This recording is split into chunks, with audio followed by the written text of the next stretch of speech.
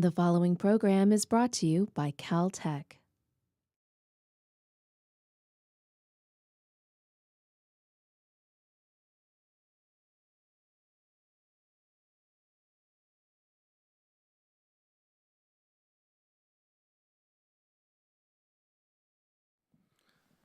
Good evening and welcome.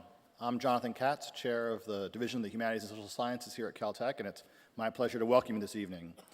For those of you who are regulars to this Watson Lecture Series, you know my first job is actually to remind you of the next lecture, which will be taking place on Wednesday, February 13th. The speaker is Nadia Lapusta, who will be giving a talk entitled Under the Hood of the Earthquake Machine. I'm sure it'll be an exciting talk, quite a bit different from this evening's. Turning to tonight's event, it gives me great pleasure to introduce my colleague, Tracy Dennison. Tracy is a professor here at Caltech of social science history. Tracy received her bachelor degree in Russian language and literature from Bucknell University, and then studied in Moscow at the Russian State University for Humanities. She then did her MPhil in economic and social history at Oxford University, and then did her PhD at Cambridge University. Before joining the Caltech faculty in 2003, and she was promoted to full professor in 2011. Her work has won numerous awards. Tonight she's going to be talking about marriage, which usually we think of as a very personal matter, at least I do. She's actually going to be talking tonight about the economic impact of marriage and marriage structures, and hopefully clearing up some misconceptions we might have given the historical record about where the modern marriage and modern family came from. With that, I'd like to introduce my colleague, Tracy.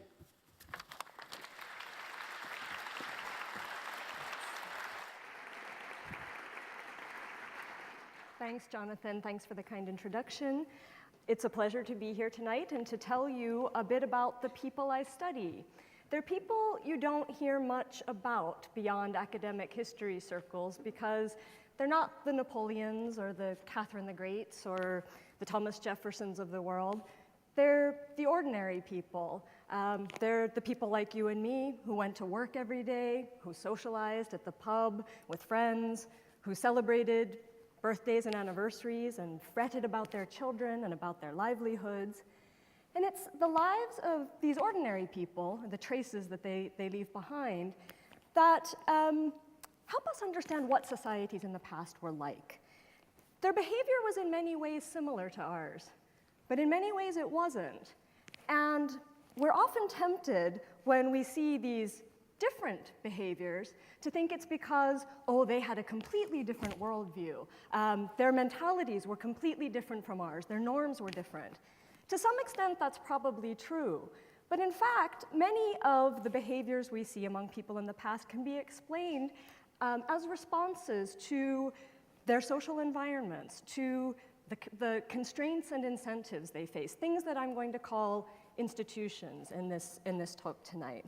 And if one is interested in the effects of institutions, these rules that shape societies, that govern societies, demographic behavior is a great place to start, because demographic behavior, decisions about marriage, for instance, how many children to have, what kind of household to live in, those are some of the most personal decisions people make, some of the most fundamental decisions they make. And that's what I'm going to be talking about tonight. So, the pre-industrial family, the received wisdom about family patterns is that the ones we associate with modern times, with today, late age at marriage, small nuclear family households, these are all modern concepts. They date from maybe the time of industrialization, 19th century. In the past, as we all know, people lived in families like this, large extended family households with lots of relatives. They married young. It was quite different. This story is so deeply embedded in the tale we tell to ourselves about the transition from the old times to modernity that we just take it for granted.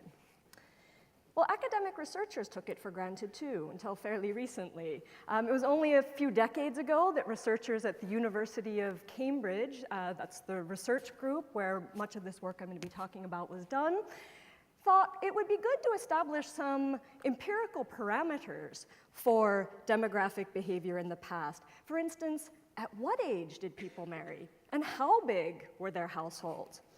And a preliminary examination of the marriage registers for the Diocese of Canterbury in the 1600s revealed this pattern. So, as you'll see, age at first marriage in the 1600s in England was quite late. Now, it's a bit earlier for members of the aristocracy. That's because they were rich and they didn't need to save for marriage, and I'm going to talk a bit about that in a minute. But for ordinary people, for common people, marriage age was quite late, and they had love marriages were the norm. They had a great deal of choice, of control over who they married. This research group in Cambridge went further, piecing together data from parish registers, from all nominal lists they could find, in order to create a picture of the domestic unit in in England, I'm getting ahead of myself, in England over several centuries. And what they found was very surprising. They found little evidence of this multi-generational household that we imagine existed everywhere in the past. Rather, nuclear family households were the norm, so parents and their children. They found that people married late, mid-20s, for both men and women throughout England, for as far back as the records go. So 1600s, even earlier for some places we have records for. And they also found that a large proportion of the population, something like 10% or more, remained unmarried.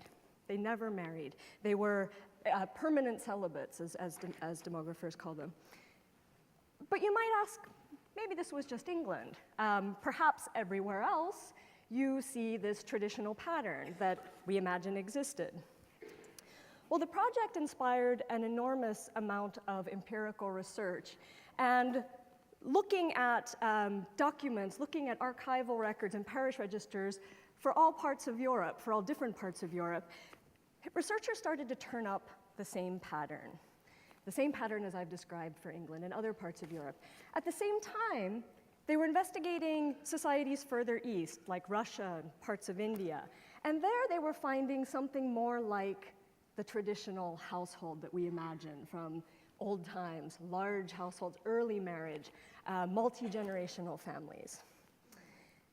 Although over time, England even began to look Europe began to look a little bit complicated. Let me show you this.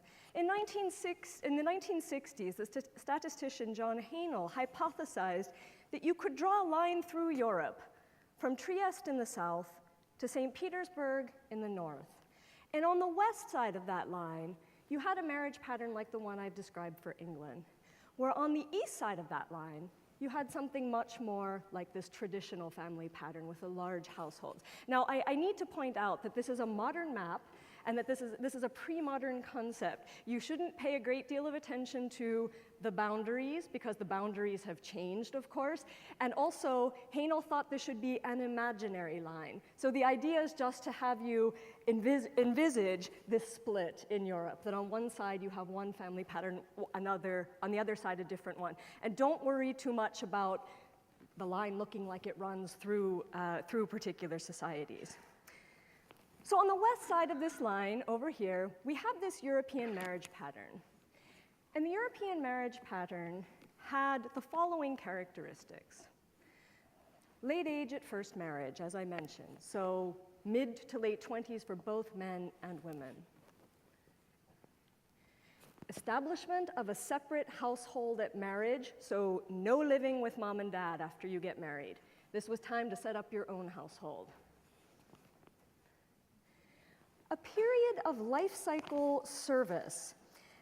Life cycle service was essentially a period of employment in late adolescence. It's called life cycle service because it happened at a particular stage in the life cycle, usually before marriage. And it enabled young people to save money in order to marry. Service, life cycle service, I should point out, these weren't servants. These weren't domestic servants, as you might imagine. These were agricultural laborers. They usually worked on year-long contracts, and they lived in the households of their employers. This type of employment, this institution of service, is very interesting for a number of reasons. First, both males and females participated. So you were just as likely to send your daughters out to work as servants as you were your sons. Second, it was not just poorer people who sent their children out to work as servants. Of course, the aristocracy was not included. They did not participate. But even wealthy yeoman farmers would send their children out to work as servants. And finally, and related, everyone participated. So you would send your children out to work as servants for one household, then you'd hire someone else's to work as laborers for you, right, in this enormous exchange of labor. The final feature is this large proportion of the population that never marries, as I mentioned. And as you can see, these characteristics are all related, right? So it's necessary that you establish a separate household at marriage. Therefore, you need to spend some time in employment to save money for marriage. So you end up marrying late, because you need that period to save money. A large proportion of the population, well, say 10% of the population, will never manage to achieve that financial independence and establish a separate household, and they will remain unmarried. Okay, so I mentioned the other side of this line is where we have a very different pattern. And this is what we refer to as the non-European or joint family pattern. And it's characterized by early and universal marriage. So early, not Romeo and Juliet early, but say 18, 19, 20 for men and for women.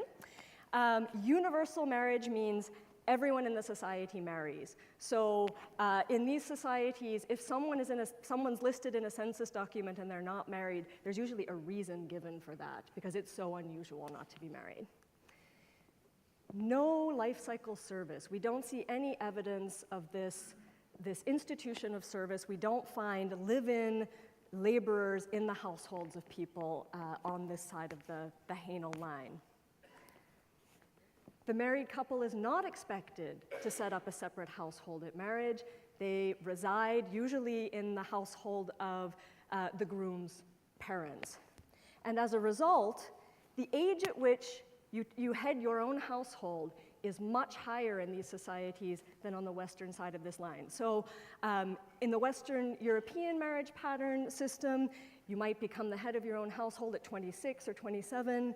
In a society like this, maybe 40, if ever. Now, you can also see how these are related. There's no need to save for marriage, but probably the better way of putting that is there's no possibility to save for marriage. Therefore, people marry earlier, and they live in the household of their parents.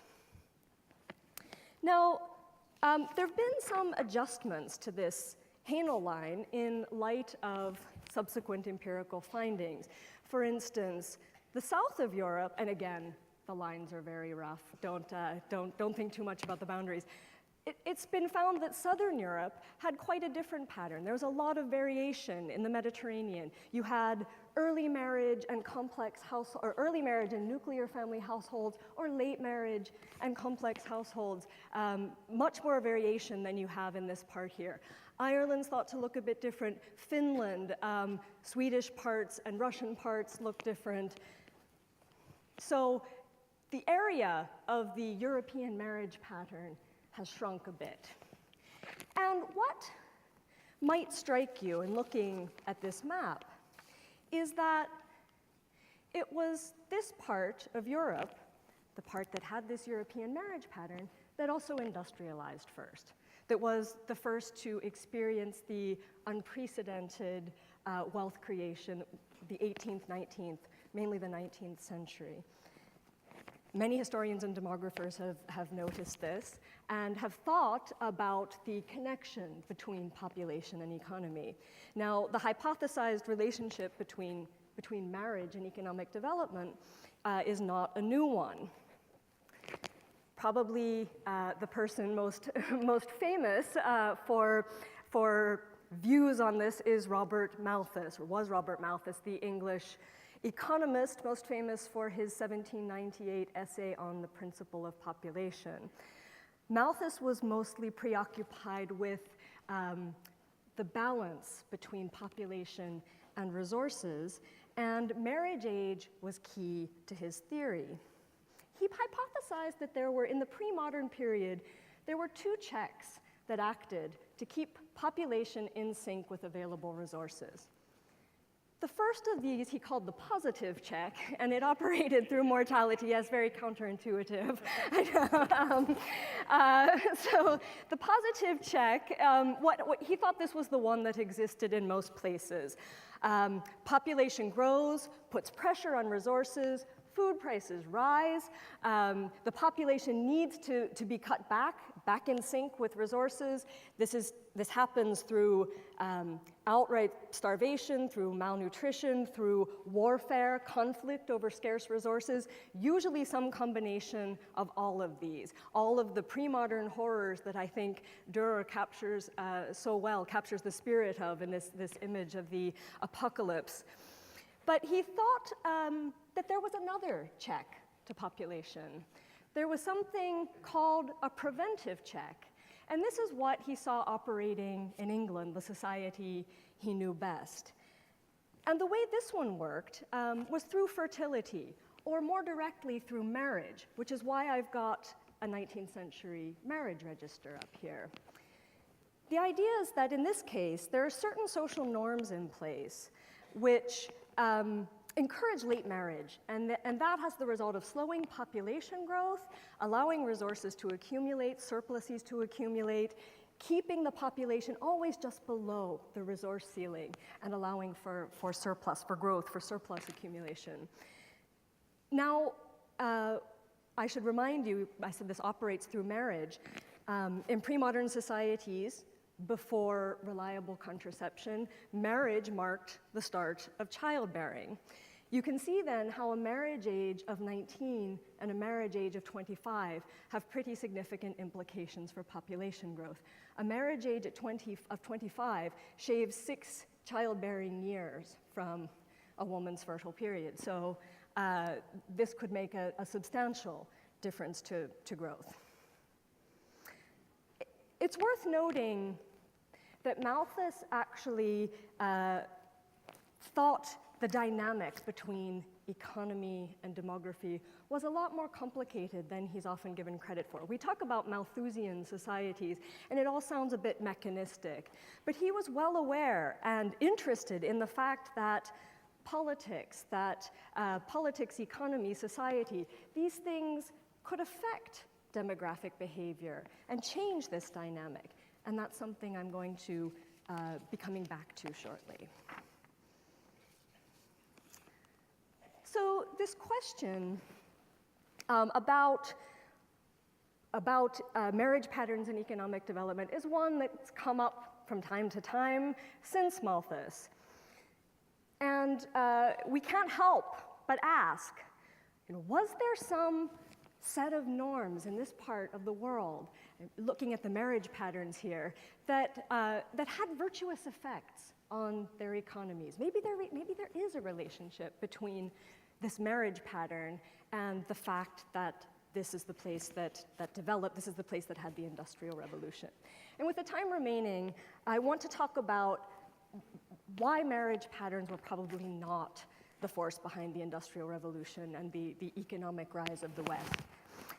I want to suggest that marriage patterns were just as likely, if not more likely, to respond to changes in the social environment rather than lead them.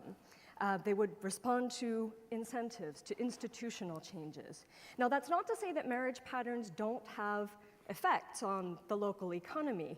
It's just that marriage is a part of an institutional system. All of the pieces of which are interlocking and affect one another. Let's start with some straightforward empirical obstacles to this view of the marriage pattern as the engine of industrialization in Europe. The part of Europe that experienced the Industrial Revolution and was economically precocious is this part over here. But the European marriage pattern existed all over Europe. In fact, these parts over here not only didn't industrialize early, many of them industrialized very late. They were slow industrializers. German-speaking Central Europe, parts of Scandinavia. Over here in the east part of what's now Germany and the Czech Republic, you still have serfdom, so unfree labor until the 19th century, and still you have this marriage pattern. Now, it's actually kind of difficult to find any shared characteristics among these societies beyond the marriage pattern. You might be thinking, surely culture has something to do with this. Surely religion mattered. Maybe education. But when we look, France is cut in half, right? Northern France is firmly in the European marriage zone. The south is outside. With regard to religion, again, Catholic Bavaria, firmly inside the European marriage zone. Italy, Spain, firmly outside. Education, these parts here, German-speaking Central Europe, the Lutheran parts, Scandinavia, had very high literacy rates, even compulsory schooling early on, for girls too, much higher than these parts over here. So the marriage patterns don't really map very well onto the obvious proxies for culture. What we observe then is that one corner of Northwest Europe experienced industrialization and economic growth and also happened to have a particular marriage pattern. This part had the same marriage pattern, but it didn't have anything special going on economically. And in fact, in some parts, it had especially bad things going on, as I said, serfdom. So it seems more likely that there were certain underlying structural features of this part here that gave rise to both this marriage pattern and industrialization. What I'm saying is that the marriage pattern didn't lead to the Industrial Revolution, but the marriage pattern was itself an outcome of a particular set of institutions that also favored industrialization and development. Now, to show how marriage patterns could be shaped by institutional arrangements, I'm actually going to leave Western Europe for a moment and show you some findings for the society I do most of my research in, and that's pre-modern Russia, very firmly on this side of the Hajnal Line. Shortly after that research project I described that began in Cambridge, shortly after that began, a study of Russia was undertaken. It was a study of marriage patterns and household structure of one particular locality in 19th century Russia. And what this study seemed to show was that Russia had a much more traditional pattern. This was consistent with our view of Russia as a familistic culture, a patriarchal culture, large extended family households, early marriage, and so on. But subsequent research has complicated that picture a bit. Before I show you that, a bit of background. Russia had serfdom from the mid-1600s till it was abolished in 1861. Russian serfs were tied to the land of their lords, meaning they could not sell their labor beyond the boundaries of the landlord's estate. But they were actually, it was much worse than that in Russia. They were actually considered the personal property of their landlords. They were much more like slaves. They could be bought and sold. and they had no civil rights, whatever. So they were not considered people before the law. They couldn't own property in their own names. They couldn't use civil courts. They had no access to civil institutions, and they were immobile, right? They were the subjects of these noble landlords who could run their estates any way they liked. Now, this was pretty terrible for the serfs, personally, pretty terrible for Russia's growth prospects, generally. But this variation in landlords' rules, their management styles, had some pretty interesting implications for household patterns, for demographic patterns.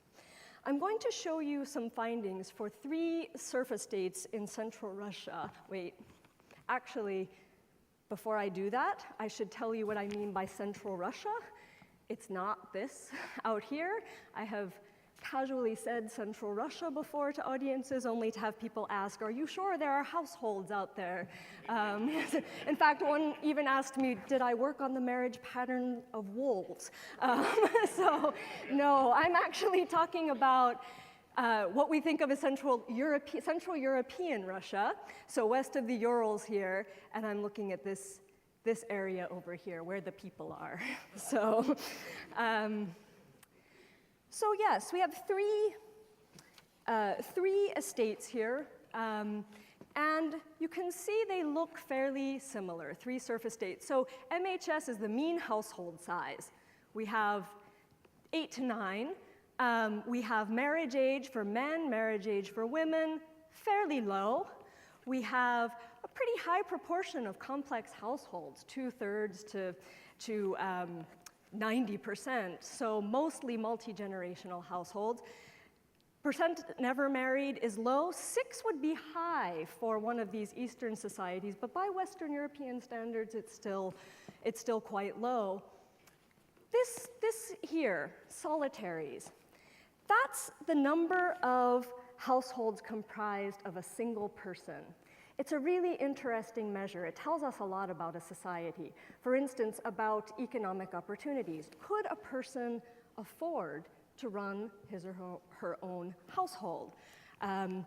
If so, it implies that there are possibilities to work, to save for old age. It might imply that there is some non-kin-based form of welfare provision.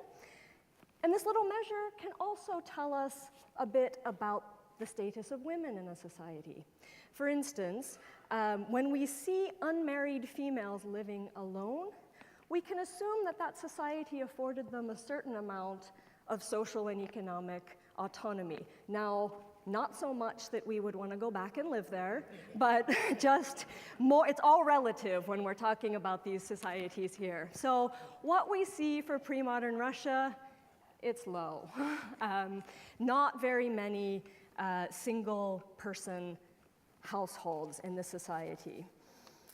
Okay, so maybe before I complicate things here, tell you a bit about how we find these things out. How do historians do this stuff anyway? What do you look at to find these things out? This is a page from a Russian census document. Actually, it's from 2 Russian census documents. They took the second one right on top of the first, 1832 and 1838. What we've got here with this number is a household number. Then they'll list the head of household's name, and then all of the other people in the household and their relationship to the head. Over here we've got the ages. This is livestock. They have 2 sheep and 6 chickens. Here's all of their land, the land they have, what they're growing on it, tax information, and occupational information. Now, you always have to worry when a census is taken right on top of an old one, because you think maybe the landlord wrote to the estate manager and said, hey, could you update those accounts? And the estate manager who's sitting 200 miles from Moscow in the winter, he thinks, I'm supposed to go out and count all these people and do this inventory. So he sits in the manor house and just +6 for all the ages, right? He adds 6 years. So the fact that we see this really appalling mess that is so difficult to read is good news. This here, we see the head of household is crossed out. He's died since the last census. We see that his son has married and some children have been born since the last census, and those are written in here. We see that the occupational data has been updated significantly, and lots of the tax information has changed. This makes us feel a bit more confident about the reliability of this count. And so what happens is all of these things I've showed to you go into my Excel file as separate data points so that I can produce things like this for you. And I've added another estate here. And you can see it looks very different from these three. Mean household size is much smaller, 5.2. We've got marriage ages that are significantly higher. We've got almost half the households on this estate is nuclear family households. We have a shockingly high number of never married people. Most of these are unmarried females. And we have a very high number of solitaries. Those are mostly unmarried females, either never married or widows. So what gives? Why do these look so different from one another? They were all the inhabitants of these estates are ethnic Russians. They're all Russian-speaking. They're all Russian Orthodox, at least nominally. The difference is that these three estates were owned by the Gagarin family, the wealthy Gagarin family, and this estate was part of a complex of estates owned by the Sheremetyev family. So two different landholders. And they ran their estates very differently. We know this because they left behind these wealthy landlords tended to write out rules and regulations by which their estates would be governed, and those exist in the archive, plus we see references to them in lots of other documents in the archive. Okay, so there were some large differences that resulted in different outcomes, different socioeconomic backgrounds. The Gagarin family specialized in agriculture. All three of their estates were agricultural estates, and they demanded labor services from their serfs. That means that their serfs had to spend something like 4 days of the week working on the landlord's land, and then he would take the crop they produced, sell it at market, keep the profit. They could spend the other 3 days working their own plots, working for themselves. That was their feudal obligation. As a result, as I've said here, the overwhelming majority of the households on those estates were primarily engaged in agriculture. The Sheremetyev families, they didn't specialize in agriculture. On this estate, they said, you know, you can do what you want, so within reason. You can't leave. You're still serfs, but you can engage in other economic activities so long as you pay us. You pay us an annual fee as your feudal obligation. And what we see is a much more diverse economy and much more diverse occupational structure on these estates. But these two landlords also there were differences in the specific demographic policies that they used. All landlords liked big households. They liked them because they thought they were more economically viable. They thought if something happened to an able-bodied worker, or if a male were conscripted to the army, there'd always be other people to pay the taxes. You wouldn't have to worry that the household would fall on the landlord or on the community. There'd be other people. Yes, this is illustrated so nicely in this quote from War and Peace. I realize Anna Karenina's all the rage now. I'm sorry, I've got War and Peace. But when that film comes out, you will remember that Count Nikolai Rostov talks very explicitly about this, about keeping the serfs together. The Gagarin and Sheremetyev families agreed with this sentiment. They just took very different approaches. The Gagarins preferred a physical coercion approach. So they told their estate managers, you watch those serfs and keep them in big households. And if they try to break into smaller households, you beat them and put them right back together again. To give you another example of the physical coercion on one of the estates, it comes to the attention of Gagarin that there are a number of unmarried females. And he says, the women on this estate should be married. If there are any women over the age of 18 who remain unmarried next May, I'm going to send them to a textile factory in the next district and put them to work. The documents we have show that by May, most of those women, if not all of those women, were indeed married. So not only were there strict rules, they were enforced. The Sheremetyev took another approach. They said, you want to break into smaller households? Okay, you can petition us for permission. Permission was not always forthcoming. But if you do it without permission, we're going to fine you. They said, okay, we'd really like women to be married. We really like all of you to be married by age 20. You can decide not to marry, but for every year you remain unmarried, between 20 and 40 years of age, we're going to charge you an annual tax, the celibacy tax, he called it. And this was, I suppose not surprisingly, we see a lot more demographic diversity on this estate. So some people were happy to pay, maybe not happy to pay the fine, but decided it was worth it to separate from their parents. Some people ended up, foregoing it. Some couldn't afford it, but a lot more heterogeneity in household patterns. Now, in making this case about the different outcomes due to the different rules, the different institutional contexts, I've been cheating a little bit because I've given you really explicit rules, really explicit differences in these estates. But in fact, all kinds of things, all kinds of differences at the estate level were affecting these decisions. Landholding patterns, the strength of the local community, the fact that taxes were levied communally instead of on individuals. All of these things played into these demographic decisions. And if you need any more evidence of the significance of serfdom, let me tell you that in 1861, after 1861, when serfdom was abolished, apparently peasant households across the country began breaking down into smaller units. And people were really worried about this. Their elite landlords were. They thought, oh, these peasants, this is going to be their ruin. They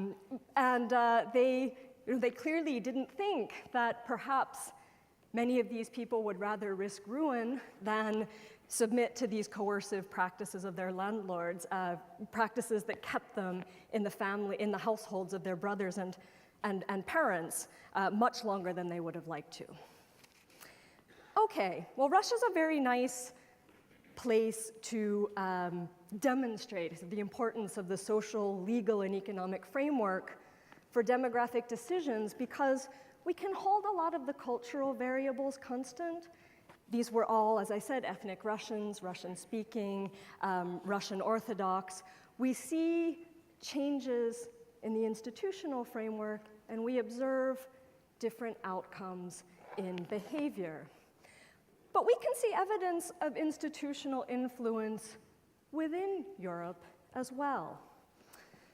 We noted that all societies on this side of the line exhibited this pattern of late marriage and nuclear family households, but not all experienced industrialization and economic development. I suggested that there were other underlying norms that might have led to both this marriage pattern and industrialization in this small part over here. One thing to consider is that the European marriage pattern seems to have emerged in England and the Netherlands, for instance, as a result of a less coercive set of social institutions. Again, it's all relative. I want to emphasize this, but there was labor mobility here. People were free to choose their own spouses. They had legal recourse in case of disputes. Even serfs in England had legal recourse in case of disputes. As a colleague of mine who works on Northwestern Europe said to me once, we tend not to think about those institutional things so much because they don't really obtrude, whereas in the society you work on, you see evidence of this every step of the way. But in fact, the European marriage pattern was also compatible with a much more coercive institutional framework, one you see evidence of every step of the way. And I'm going to use Central Europe as my example. In parts of German-speaking Central Europe, the European marriage pattern arose from a complex set of restrictions. There were citizenship laws. In order to settle in any place, a village, a town, you had to be a citizen. Being a citizen meant that you had to show you had ample resources. It was necessary to be a citizen to have access to resources such as arable land, pasture land, poor relief. But in order to have access to those things, you had to have resources. You had to show that you would never need that poor relief you'd have access to if you were a citizen. You were required to get formal permission to marry in many parts of German-speaking Central Europe right into the 19th century. And one of the conditions in many places was citizenship. It was always the case that you had to demonstrate that you had ample means.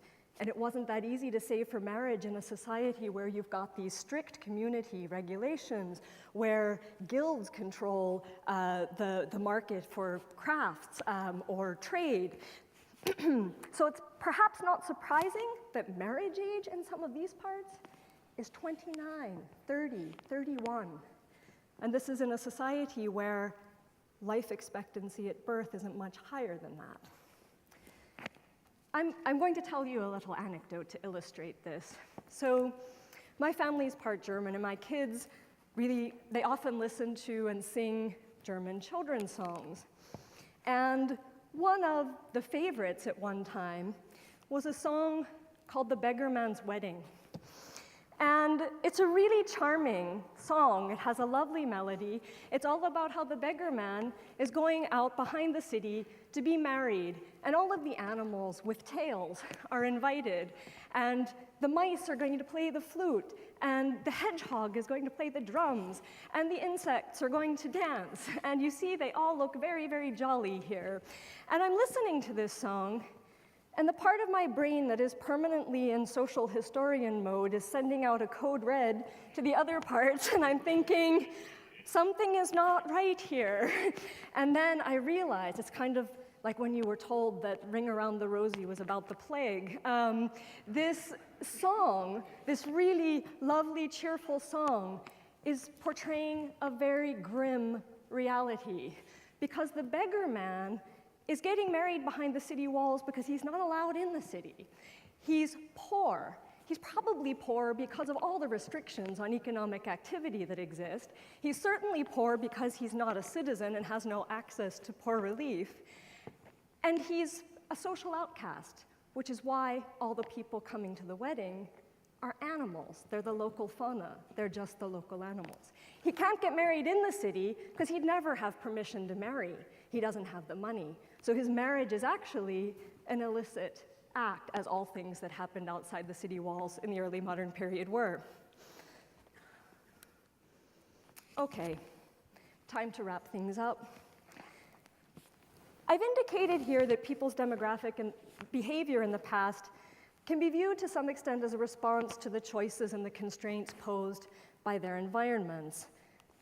The people in this corner of Europe did not experience industrialization, economic growth because they married late, just as the people over here were not poor because they married early and lived in large extended family households. In all the cases I've discussed, the decisions people took about marriage and household form were not made independently of the decisions they took about where to live, about where to work, about what sort of job to do. And all these decisions were affected by the constraints or the incentives from the surrounding society. But this talk isn't just about the past.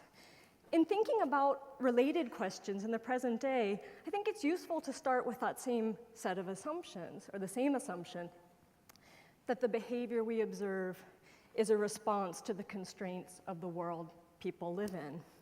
There's a lot of discussion in the modern world, even in the US, about the relationship between marriage and wealth. And it's sometimes implied that people's demographic choices are responsible for are the reasons for their poverty.